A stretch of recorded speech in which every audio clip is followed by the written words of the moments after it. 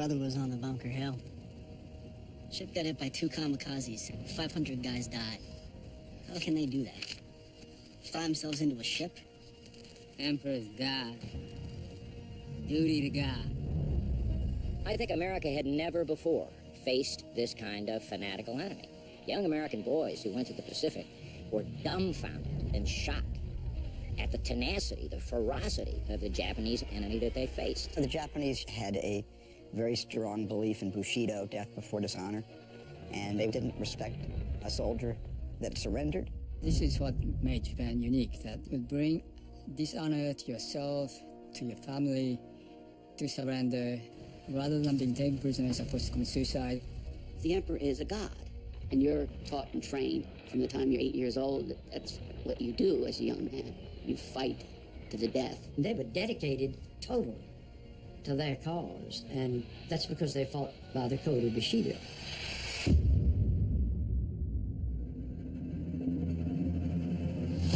What Japan was seeking in going to war was to secure an empire throughout all of East Asia, an empire that would be self-sufficient, an empire that would permit Japan to defend itself against all comers, now and forever. We know that Japan is willing to risk war to have the economic empire it desires. Roosevelt, however, wanted to avoid a war in the Pacific.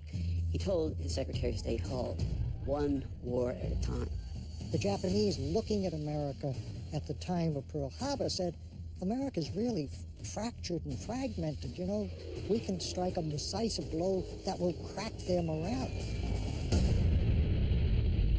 Pearl Harbor gets us into a war, an attack on American territory. It turns a European conflict into a true world war. Japan would be facing enemies who would have far more population and far more industrial power than they would. How could they win under such circumstances? Well, Japanese leaders believed that the one trump card they had was what they called Japanese spirit. Why was there any hope that the country, a smaller Japan, could take on a big country such as the United States? Well, they said there's one thing that Japan does have, which the U.S. does not have: the emperorship, social cohesiveness and order, sense of unity. The Japanese were socialized to think of themselves as a single unit. So this is the propaganda, and it basically says 100 million hearts beating as one. You can remember a Japanese soldier running at us, full tilt. We fired into him so many shells, we must have hit him 60 times. But he kept coming, he didn't stop. And then he got to about 40 or 50 feet from us and collapsed. It was amazing that this man was actually dead on his feet, but something just kept him going. The Japanese had a different tactic in fighting. With overwhelming strength, they would attack our lines. And it was very hard to fight that kind of a battle. But that incurred great losses on the side of the Japanese. When the Japanese fight, they say, Tenno Heika Banzai, you know, long live the emperor. But they're always thinking about family. I'm dying for my native place. I must die to defend my family. 100 against 1,200. You're either incredibly brave or incredibly stupid. The concept of the Japanese soldier, it was as though war was being taken on against this race of other beings. The Japanese were seen as grossly inferior, caricatured as having Coke bottle eyeglasses and being incapable of inventing or developing anything themselves. It was copycats. There's a portrayal of them as monkeys, rats, pillagers, rapists, and barbarians. And the Japanese looked at the Americans the same way, and they said, oh, these people are apes, and they're ignorant, and they have no honor, and they have no courage. The Japanese were master propagandists, and the enemy is basically a demon or a devil. That is the major image of the Anglo-American powers. And they feel that their race, the Yamato race, has a destiny to fulfill, a right to conquer. Teachers told us that Japan is a very special country because unbroken line of imperial successions, and the emperor is divine. The Japanese believed that, in contrast to the purity of their bloodline that they'd maintained for thousands of years, the Americans had befouled their bloodlines by becoming a mongrel nation. Those stereotypes make killing easier because I'm shooting beasts, I'm killing monkeys, I'm killing demons, I'm exterminating the brutes and the ogres and the devils. That's fine for their own turf now. Every damn foot we go south, They'll get meaner and meaner. The Japanese soldiers, they were trained in what I would call a culture of cruelty. It was common for Japanese commanders to beat senselessly their own troops. And they're taught that to surrender is ignominious. So if you take a prisoner, you're taking a soft, materialistic American who's not willing to die for his country. Japanese culture was without mercy, without compassion.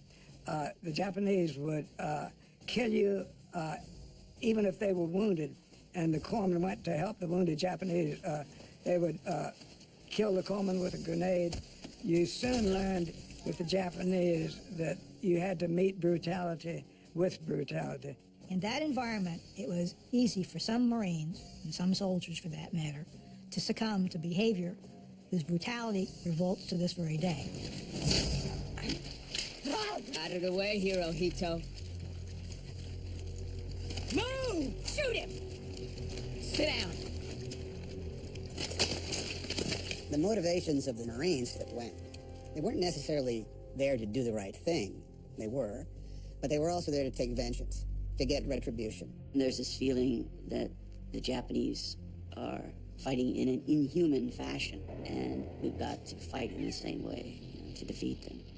The Marines quickly became every bit as brutal as the Japanese, or more so. They would just shoot them again and again to be sure they were dead. You could not trust them.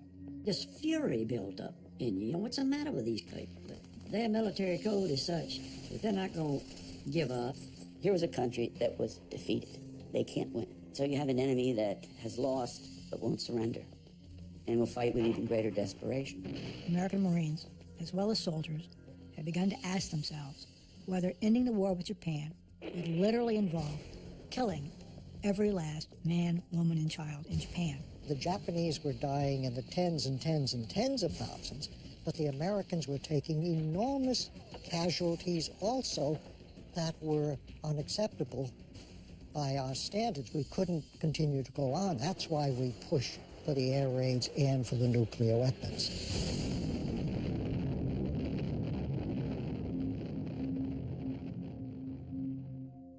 Hair used to come up on the back of my neck when I was around Japanese for a long time after the war.